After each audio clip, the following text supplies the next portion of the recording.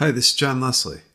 User story mapping allows you to see the big picture game forest through the individual user story trees. User story mapping brings a logical order to your stories, your game features, as they pertain to the expected player journey through your game. The basic concept is to lay out your user stories on a board grouped by headings that represent the backbone of your game, in the order players will experience them. This simple exercise can make the difference between game failure and success, not only at launch, but also as features are added and refinements are made. Let me show you how it works. So it all begins here in this Zombie Royale feature backlog. This is the overall product backlog for your game. And within that backlog, you want to have your overall product goal, your game's goal. What is it you're trying to achieve with this particular title? In this example, become the #1 card-based battle royale / roguelike game for mobile. That then expands into the overall themes for this particular title, from deck building to battles, on through clans and tournaments. That then further breaks down into the epics within each one of those themes, which further breaks down into the user stories for each one of those epics.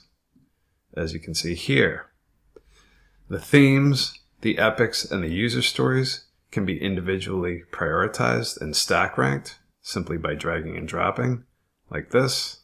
And then once you've gone through that exercise, maybe also giving each one of your user stories a relative size, as you see here, then it's time to start your user story mapping. So there's going to be 2 passes of your user story map. The first pass is at the epic level. And the first part of this exercise is figuring out what that expected user journey, player journey is going to be. In this case, they're going to start out by building a deck, then have their first battle, an introduction to the reward system and the store, and then encouraging them to either create or join an existing clan. Now, as you can see here, I've already gone through this exercise of dragging and dropping epics that are relevant to each one of these backbone stages throughout the game into each one of the relevant columns. So card sorting, for example, simply took this and dragged and dropped it from here to here. Maybe create deck is actually more important than card sorting, so you just stack rank within this first player journey stage, as I just did there. Say we wanted to add an epic to the battle stage. So we'd open up this battle theme, say friend battle, simply take that and drag and drop it to where it should exist stack ranked within this particular player journey phase.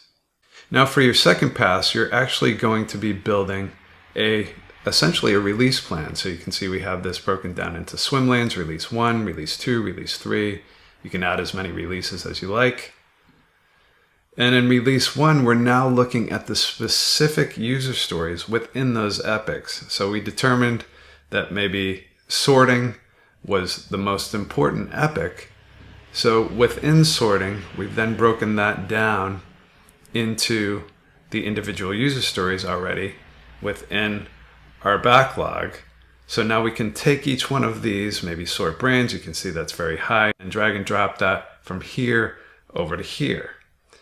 And then if we determine a different stack ranking, we can again, of course, stack rank within that column, just drag and drop like this.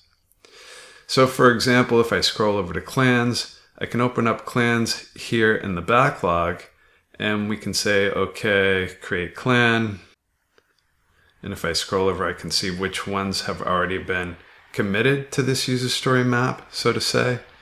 And let's add the user story name clan. And also, let's say, invite friends to clan, like you see there. So now, again, using this relations column, we can see exactly where each one of these, both epics and user stories, exist in the overall user story maps, both first pass and second pass. Once you've done this for all of your epics and all of your user stories throughout each one of your releases, you've now effectively built a user story map for both the epic level and the user story level, and also effectively built a release plan for your overall game based on your expected player journey.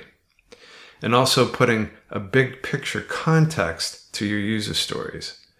Now, when it comes to actually developing these user stories, it's as simple as dragging and dropping in priority order from your user story map for each release onto an actual team board.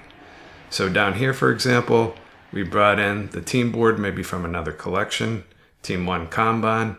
It's as simple as dragging and dropping, say, starter deck from here and adding it to this Team 1 Kanban board where it can go through its actual development flow.